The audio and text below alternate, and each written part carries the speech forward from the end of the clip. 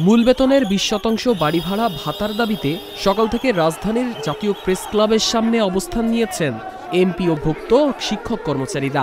দাবি আদায়ে আগামী মঙ্গলবার থেকে এমপিওভুক্ত স্কুল, কলেজ, মাদ্রাসা ও কারিগরি শিক্ষা প্রতিষ্ঠান লাগাতার কর্মবিরতি পালনের ঘোষণা দেন তারা। সকাল থেকে জাতীয় প্রেস ক্লাবের সামনে অবস্থান নেন শিক্ষকেরা। তবে দুপুরের দিকে তাদের ছত্রভঙ্গ করতে সাউন্ড গ্রেনেড ও জলকামান ব্যবহার করে পুলিশ।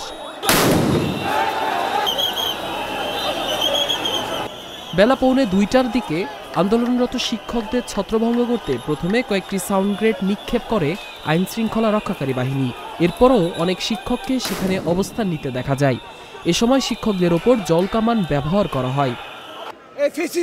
পুলিশ এসে আমাদের উপর হঠাৎ জলকামান নিক্ষেপ করলো, লাঠিচার্জ করলো, গাঁদানি গাছ নিক্ষেপ করলো, সাউন্ড গ্রেনেড ছুড়লো। আমরা যারা শিক্ষক জাতি তারা 1000 টাকা করে বাড়ি ভাড়া পাই। এই যে 1000 টাকা বাড়ি ভাড়া, এটা শিক্ষকদের জন্য একটা অপমানের বিষয়। যদি আজকে আমরা আমাদের এখানে কর্মসূচি করতে তারা না দেয়, আমরা যেভাবে হোক কর্মসূচি করব বা পরবর্তী টাইমে যে কর্মসূচি যে কোনো একটা ঘোষণা আমরা আজকে দিয়ে যাবে। এর আগে সকাল থেকে জাতীয় প্রেস ক্লাবের সামনে জড়ো হতে থাকেন শিক্ষকেরা। সকাল 9টা থেকে আনুষ্ঠানিকভাবে কর্মসূচি শুরু হয়।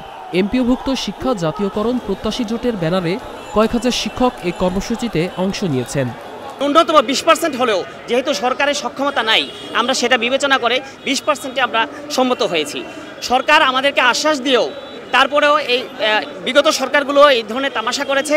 আমরা চাই অবিলম্বে আমাদের এই 20% বাড়ি ভাড়া কার্যকর করা হোক। শিক্ষক আজকে শুধু বাড়ি ভাড়া আদায়ের লড়াইয়ে আসে নাই, নিজের মর্যাদা অক্ষুণ্ণ রাখার জন্য, নিজেদের মর্যাদা টিকিয়ে রাখার জন্য, অস্তিত্ব টিকিয়ে রাখার জন্য লড়াই করতে এসেছে। আমাদের ন্যায্য দাবি হলো আমাদের 20% বাড়ি ভাড়া দিতে হবে এবং 15% চিকিৎসা ভাতা দিতে হবে।